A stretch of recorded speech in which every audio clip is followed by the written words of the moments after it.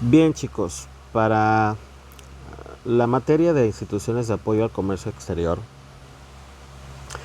hemos venido analizando los diferentes organismos desde diferentes perspectivas, desde diferentes autoridades, desde diferentes creaciones, de las que son por parte del gobierno y pertenecen al gobierno y se manejan a través del gobierno, de las que nacen en el gobierno pero se vuelven independientes, de las que tienen un carácter o sector internacional, ¿sí?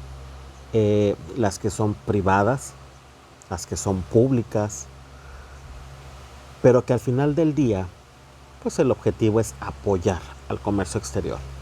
Apoyar desde capacitación, financiamiento, asistencia técnica, ¿sí? Y todas aquellas necesidades que las economías, sobre todo las economías más pobres, porque muchos de los organismos están encaminados a hacer que todas las economías evolucionen y crezcan.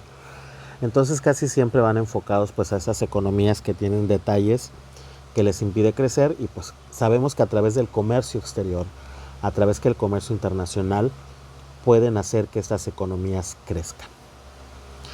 Hoy vamos a concentrarnos en organismos regionales, ¿sí?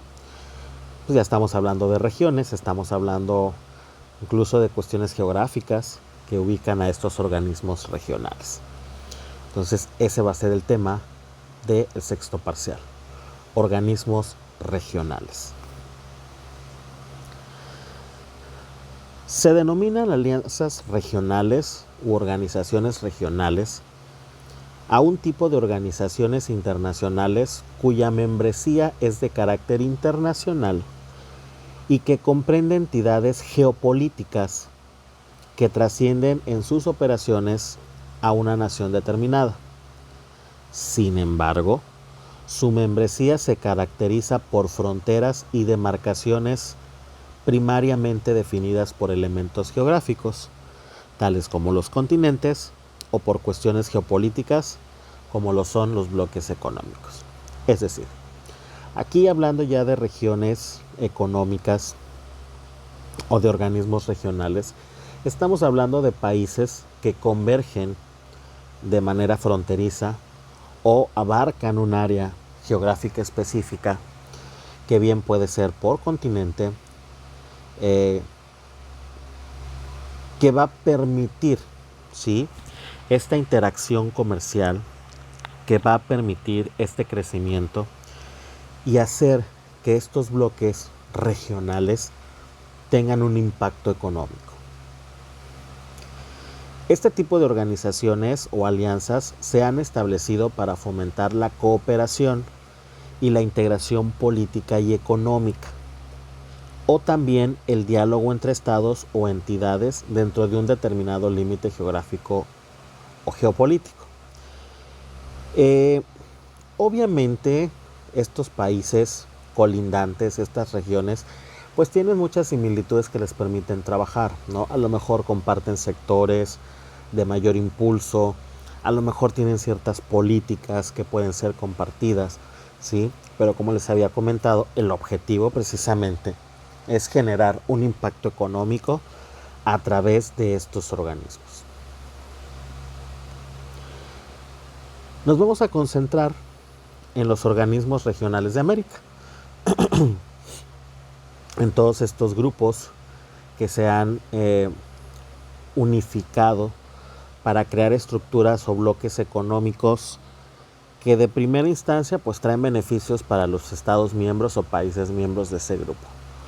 Y en segunda, pues obviamente ayuda a que los países más pobres que estén dentro de ese grupo traten de avanzar a la par de las grandes economías latinoamericanas. Entonces, nuestro análisis se enfocará hacia los organismos regionales de América. La integración regional, que es la base fundamental de estos organismos regionales, ¿sí?, es importante que la entendamos, porque no es de que yo diga mañana, supongamos México, ay, pues mañana me quiero unir a Guatemala, me quiero unir a El Salvador, me quiero unir a Panamá, ¿sale? Avísenle y mañana ya somos cuates y ya trabajamos juntos. No.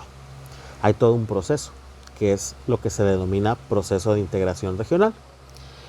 Es un proceso multidimensional cuyas expresiones incluyen iniciativas de coordinación, cooperación, convergencia e integración profunda. Es decir, a ver, tengo afinidades con Guatemala, tengo afinidades con El Salvador, tengo afinidades con Costa Rica.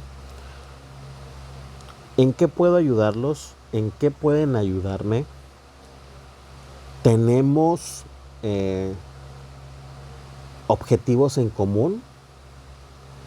Todo ese análisis forma parte de esa integración regional, ¿sí? Abarcan temáticas económicas, comerciales, políticas, sociales, culturales y ambientales, ¿sí? Es decir, no nada más es me caes bien, vamos a hacer equipo. No, es me caes bien, pero ¿tenemos la capacidad para hacer equipo? ¿En qué áreas vamos a hacer equipos? ¿En qué áreas sí podemos? ¿En qué áreas no podemos? ¿En las que no podemos intentar hacer algo? Entonces, esa es parte de la integración regional. El proceso de integración se inicia con los acercamientos económicos. Estamos hablando con un convenio, estamos hablando con un acuerdo. Oye, ¿sabes qué? Resulta que en Guatemala el sector agrícola es muy bueno y tiene productos que pues necesitamos en el país. ¿Qué tal si hacemos algún convenio en el que ellos me venden? O bien, yo México tengo un producto que a Guatemala le hace falta y pues queremos hacer negociaciones, vamos a celebrar un convenio o vamos a celebrar un acuerdo, ¿sí? Por un producto específico. Ya estamos dando el primer paso para ver si tenemos empatía económica. Y abarcan, como os hemos comentado, temas sociales, culturales, jurídicos y que incluye a todos los países miembros. La visión global que tiene la integración económica, porque obviamente no solo se trata de trabajar con otro país, sino que como bloque interactuemos con el resto de las economías. Entonces es un esfuerzo conjunto para identificar las necesidades de los pueblos y unificar los planteamientos en busca de soluciones que les son posibles. Dentro de esta misma visión global vamos a encontrar razones políticas, ¿sí? Es un bien común, derecho fundamental de los pueblos con un proyecto plenamente divulgado y en desarrollo a largo plazo. Es decir, nuestras políticas son afines. Supongamos la cuestión migratoria. ¿Cuáles son nuestras políticas establecidas? ¿Son empáticas? ¿Hay manera de que nuestras políticas se puedan unificar, de que nuestras políticas puedan apoyar a ambas naciones, o 3, 4, 5, porque los organismos regionales no son bilaterales, o sea, pueden ser multilaterales? Acuerdos políticos de integración. Bueno, nos tenemos que sentar a plantear cuál va a ser nuestra dinámica de trabajo, cuál es nuestra logística de trabajo. Vamos a utilizar la transversalidad, que es utilizar otras materias para comprender otras. En este caso, ¿cuál va a ser nuestra logística? ¿Cuál va a ser el sistema logístico que vamos a plantear, ¿sí?, en esta integración económica? ¿Cuáles son esos puntos de negociación que tienen que estar claros? Recuerden que todo tipo de relación, sobre todo cuando hay puntos económicos involucrados, necesitamos ser precisos y coherentes y no dejar abismos legales que se den a confusiones. Entonces, precedidos de cuidadosos estudios que determinen conveniencia técnico-económica y negociación entre naciones por temas sensibles. Ya visto desde un punto de vista comercial, pues es un proceso a través del cual los países participantes convienen eliminar derechos arancelarios, restricciones de todo tipo no arancelarios a la importación de productos originarios de sus respectivos territorios. Pero ojo, vamos otra vez a la transversalidad. ¿Qué vimos en la materia de mandatarios? Reexpedición de mercancías. A pesar de que existan estas preferencias arancelarias, a pesar de que existan estas exenciones de presentar RRNAs o cumplimientos de NOMS solo en región fronteriza o en zona fronteriza, cuando salen de esas áreas y las quieren introducir al resto del país, así exista una negociación, un grupo de integración. En nuestro país tenemos leyes y la ley aduanera dice que las mercancías tendrán que ser reexpedidas y se tendrán que pagar y presentar, en el caso de las contribuciones, pagar lo que haya hecho falta al momento de cambiar el estatus a una franja al interior del país y cumplir con las RRNAs y NOMS cuando nuevamente pasa lo mismo, que pasa de una franja a al interior del país, ¿ok? Entonces sí pueden haber estos beneficios arancelarios, pero pues también tenemos que ver que se cumplan las cuestiones legales en nuestro país. Ahora bien, que en la negociación los gobiernos hagan modificaciones también se puede, pero recuerden que tiene que ser un proceso legal y hasta que no esté publicado en el Diario Oficial de la Federación no aplica. Aspectos básicos, ¿sí?, en el proceso de acceso a mercados, porque al final de cuentas pues es acceder a los mercados de estos países, ¿sí?, porque lo estamos analizando desde el punto de vista comercial, desde el punto de vista del comercio exterior, ¿sí? Entonces aquí, dentro de ese punto, pues unir las partes componentes o países miembros por un propósito en común, es decir, ¿por qué nos estamos uniendo? ¿Cuál es la razón? ¿Qué beneficios vamos a obtener? Reducción mutua de las barreras al comercio de bienes, esto es promover, ¿sí?, que entre los países haya mayor flujo de mercancías sin tantas trabas. Trato especial al comercio de servicios como las comunicaciones, las finanzas, el transporte, la energía, la inmigración, la salud, la educación, ¿sí? Aunque por ejemplo en nuestro país pues sí tenemos una ley de inversión extranjera, la cual habla en qué puntos sí se permite o en qué áreas o sectores económicos del país sí se permite la inversión extranjera y en qué otras son exclusivas del país, como por ejemplo CFE, o sea, la cuestión de la energía, el petróleo, correos y servicios postales, ¿no? En ese sentido no se permite la inversión extranjera, ¿sí?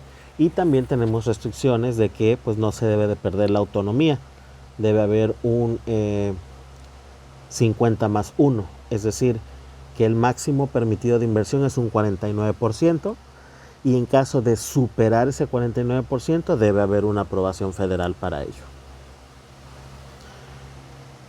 Obviamente van a haber toma de decisiones, ya que los gobiernos pues son los actores principales de este proceso y entre ellos tienen que tomar decisiones de cómo se va a llevar a cabo este regionalismo, esta integración, ¿sí? Cómo se van a celebrar los convenios, los acuerdos, los tratados. Debe haber un permanente y decidido apoyo político de los gobernantes, es decir, si un país de los que están en el bloque no coopera, no está dispuesto a adecuarse, pues obviamente no conviene que esté dentro de este bloque regional. Existen dos modos de integración, la integración formal y la integración no formal.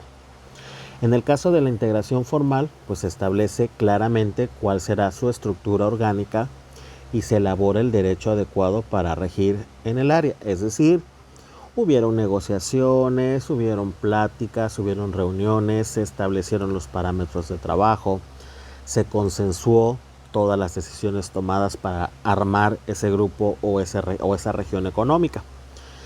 Y existe la integración no formal, que surge a partir de un anudamiento de países de concepciones similares en negocios y otros factores, ¿ok?